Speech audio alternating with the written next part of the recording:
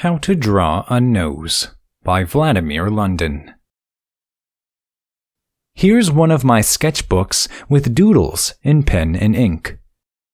These are disposable sketches, which I do from time to time to practice portrait sketching from imagination. As you may see, it is not about some particular portrait, but constructive elements of facial features, planes of a head, and human anatomy. There was no other way to make skillful portraits but to learn anatomy, construction, and proportions of a head. And today, we will cover the topic of how to draw a nose. Here are some drawings in pen and ink. These sketches were done for practicing purposes and give some ideas of what we will be talking about and drawing today. I will draw in soft colored pencils. Using colored pencils is totally optional. You can draw in graphite pencil if you wish. To draw a realistic nose, you have to know a human head anatomy. So, let's cover some points about such anatomy first.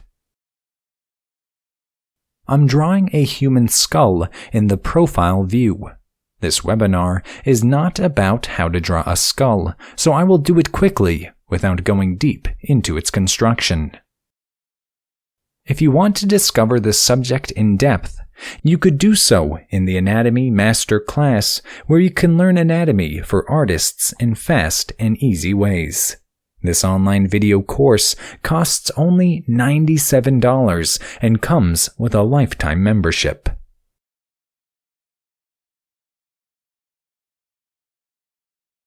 Here's the skull in profile. I will make one more skull sketch in the 3/4 view. I do it quite quick in this video because the topic of this webinar is not how to draw a skull, but a nose.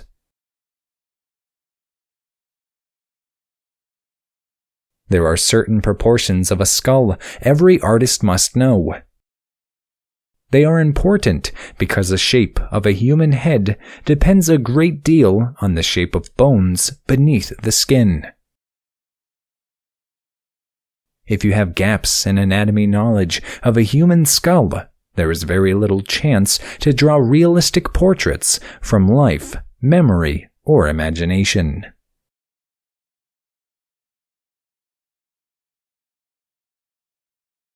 These skull sketches are needed here just to show you the anatomy of a nose.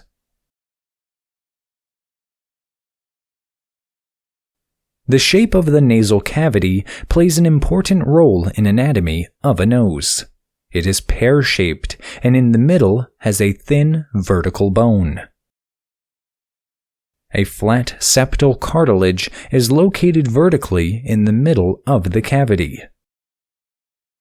It is connected to the vertical bone inside the cavity. A cartilage is not as soft as muscle tissues, but not as hard as bone. It is flexible and supports shapes of soft tissues. On both sides of this plane, there are upper lateral cartilages that have triangular shapes in the profile view. They form the bridge of the nose and its sides. The ball of the nose, or its rounded tip, is formed by two lower lateral cartilages. If you touch the tip of your nose, you may feel that beneath the skin there are not one, but two small semispheres located on both sides of the nose tip. And finally, nose wings are formed by curved shapes of fibro-fatty tissue. Yes, wings of your nose are actually made of dense fat. If you feel that your knowledge of anatomy has to be improved, you can do it fast in the Anatomy Master Class. Its lifetime membership is available for a one-time fee of only $97. I will make another quick sketch of a nose anatomy in the 3/4 view. In graphite pencil, I'll mark few outlines of a skull. This is a rough sketch, you don't have to do it with precision. All we need in this sketch is the nasal cavity. Everything else is optional.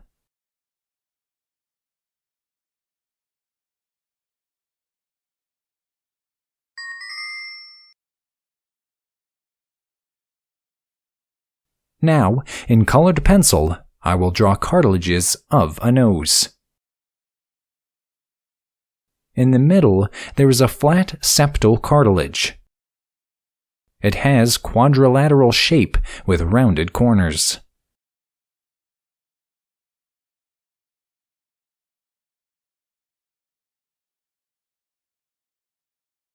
I will draw this cartilage once again on its own so you could clearly see its shape.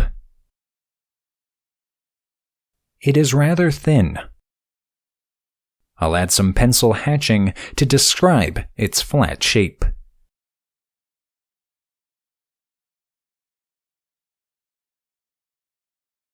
Now, coming back to the skull, from the nasal bone goes the upper lateral cartilage. It is triangular in shape and forms the nose wall.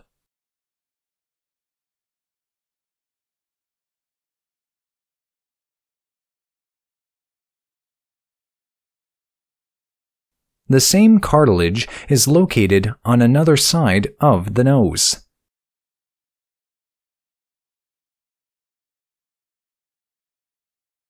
I will depict the pair of later cartilages in the exploded view, so you could see its geometry both from inside and outside.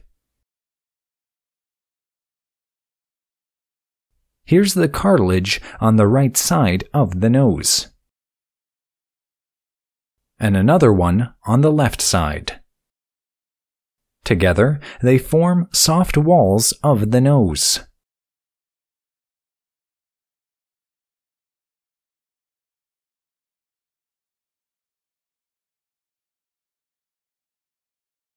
There is one more pair of cartilages that form the ball of the nose. These cartilages determine the shape of the nose tip. Those people with bigger cartilages have more bulbous tips.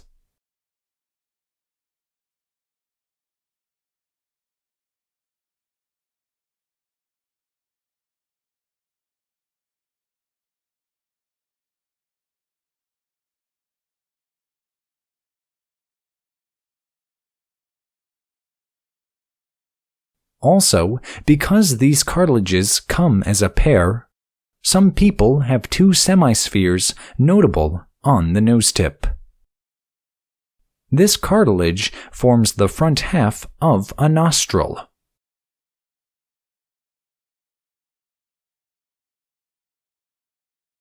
Once again, I will draw these nose tip cartilages separately in the exploded view.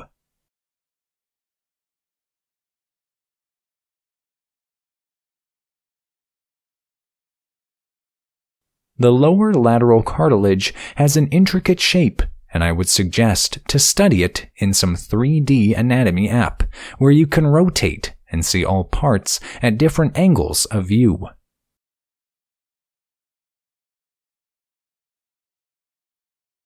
I will add some hatching to describe the curvature of this cartilage.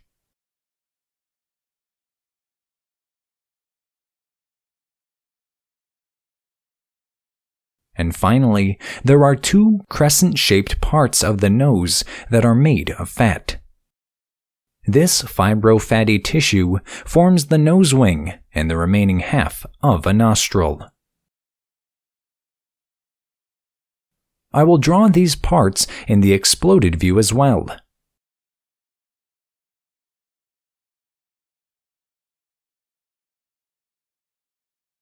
If you want to learn anatomy for artists fast, you can enroll in the Anatomy Master Class.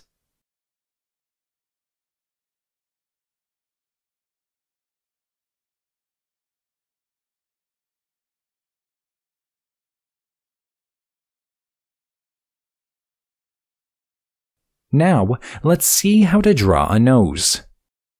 It is quite easy. Every child can do it. Here's a nose sketch in the profile view. However, if you want to do it skillfully, you need to know the nose construction. The volume of a nose can be simplified as a prism. Here it is in the front view. I will shade its bottom and side planes to describe its geometry. I'll draw the same prism in the 3/4 view. Of course, a prism is an oversimplified representation of a nose. However, when drawing an object, you need to keep in mind its overall big shape.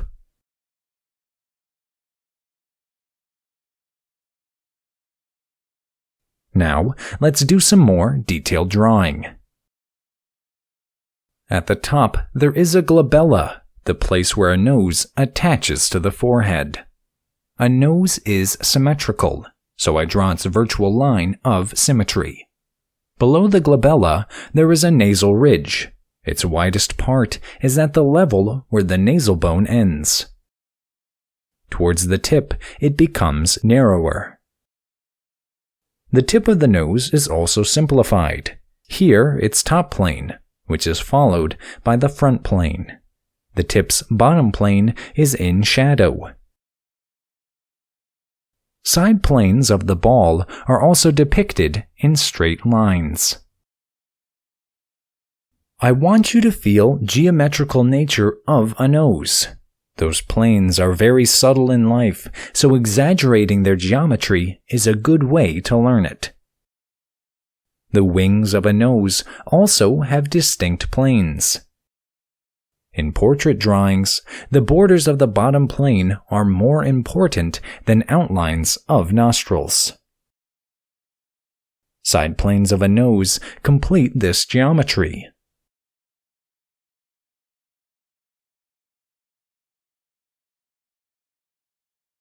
I'll hatch a few pencil strokes to reveal angles of planes.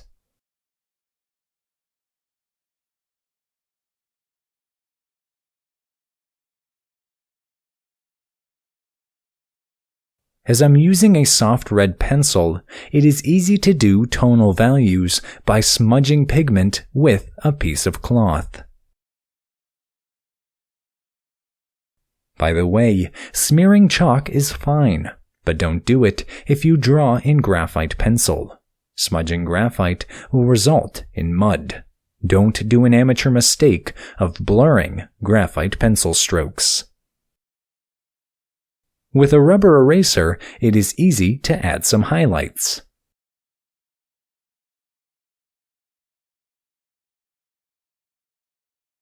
To learn professional drawing techniques, including how to use drawing materials, you can enroll in the Drawing Academy online course. You will have a lifetime membership and full access to all 45 video lessons and multiple bonuses. Now, let's do some challenging sketches of nose planes in the 3/4 view. I start with the glabella. The nasal ridge is tilted in this view. Its tilt and shape is individual and depends on a model. Geometry of the nose tip can be divided into several planes: top, front, bottom, as well as its side plane that has two parts, upper and lower. The wing of the nose is divided into 3 planes: top, side, and bottom.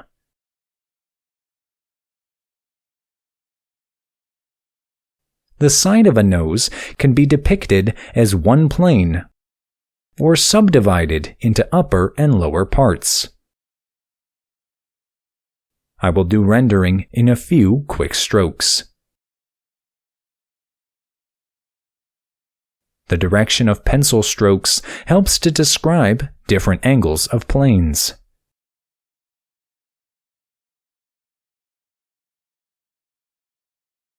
This time, I will use a flat brush to smear red chalk pigment and wipe off excess dust.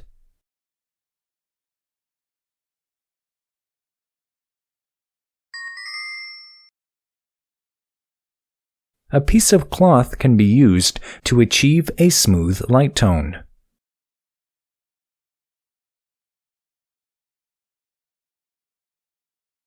With an eraser, I can clean up edges and also create some highlights. One highlight goes along the ridge border, and 2 more are on the ball of a nose. I can also lighten up the top plane of the nose wing. Of course, you don't see in real life sharp borders between nose planes. In this sketch, I will show you how to depict a nose in a more realistic manner. The secret here is to keep all its planes in mind, but depict smooth surfaces in the drawing. I hatch tonal rendering in very light strokes. The direction of strokes goes along contours of a nose. The border between the bottom plane and side planes of the nose wing is more important than an outline of a nostril. To emphasize this border, I did it in bold lines. Of course, in real life, you wouldn't see it so pronounced.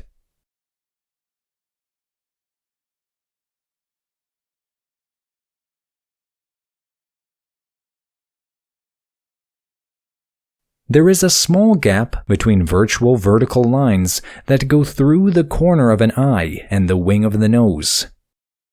This alignment is fully explained in Drawing Academy video lessons, so I will skip it here. You can mark constructive lines using very light pencil pressure. Such lines will make your portrait drawing more professional. Do not confuse contours and outlines. This difference is important and fully explained in the Drawing Academy course.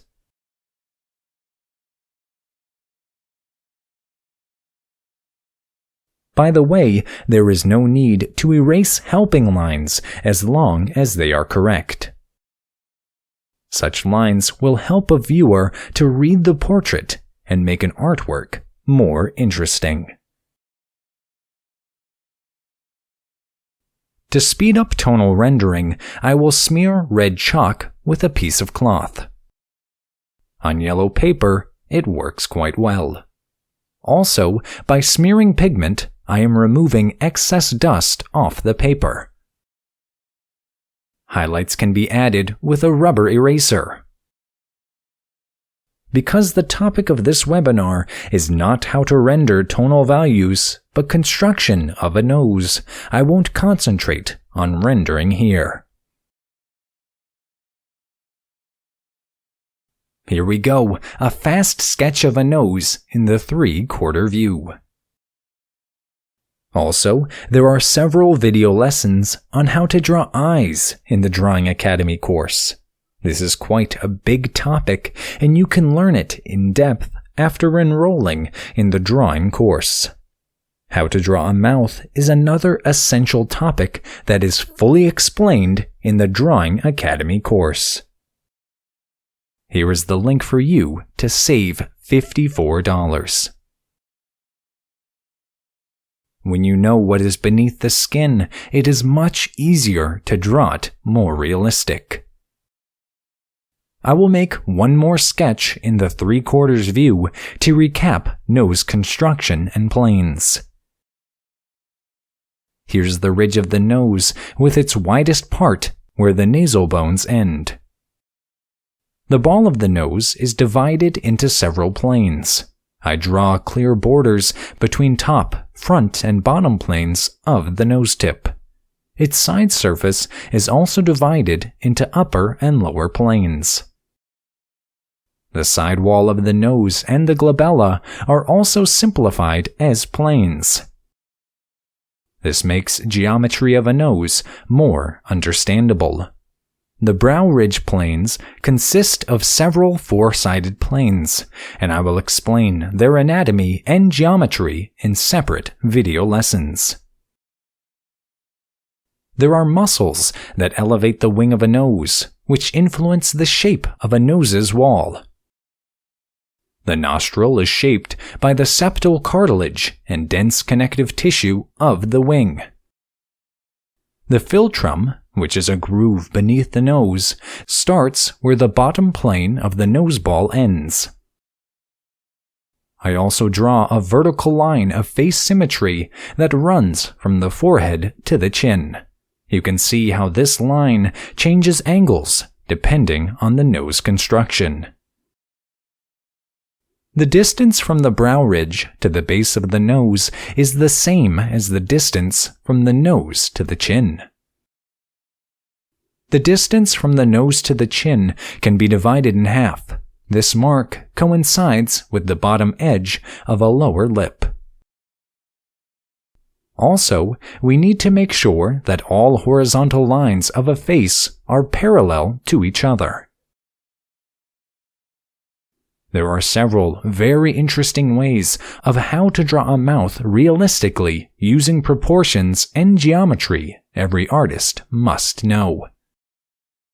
I cover this information in dedicated video lessons in the Drawing Academy course. The planes beneath the lower lip describe volumes of a chin. The virtual line of symmetry runs through these planes. Drawing virtual lines of face construction is very helpful for ensuring correct symmetry and proportions of a face. I mark face outlines in few laconic strokes. They are individual and have to be observed on a model. I can add some tonal rendering now to reveal arrangements of planes. Once again, you don't have to plot a mesh of planes when drawing portraits. However, to avoid constructive mistakes, you have to know those planes and keep them in mind every time you draw a portrait from life, memory, or imagination. With time and practice, you won't even consciously think about such planes, but use this knowledge on autopilot. This will enable you to draw correct portraits that look professional and realistic. Rendering tonal values is secondary. The most important part of a portrait is sound construction and anatomy. I hope you found this demonstration helpful and understand much more about how to draw a nose than 20 minutes ago. If in such a short time you have learned something useful that will help you make better portrait drawings, imagine how your drawing skills will improve if you take the full Drawing Academy course. Drawing Academy video lessons are packed with useful tips and information on how to draw using traditional drawing techniques that are no longer taught in contemporary art colleges. In the Drawing Academy course, you will have a lifetime access to 45 video lessons that cover such topics as how to use drawing materials, how to use constructive drawing principles, how to render tonal values, how to draw still lifes, how to draw in perspective, landscapes, human figures and portraits, animals, and much more. Above all, as a Drawing Academy student, you can rely on an unlimited personal support from Academy tutors that also comes for a lifetime and is available at no extra charge. You would agree that no art college or university would ever offer you the same deal. In the Drawing Academy, there are no deadlines, and you can study at your own pace. And today, you have a very unique opportunity to get your lifetime membership for only $237. This gives you a $54 discount. Don't wait. Enroll in the Drawing Academy right now. It costs a tiny fraction of its real value, and today you have an even greater discount. See you when you enroll.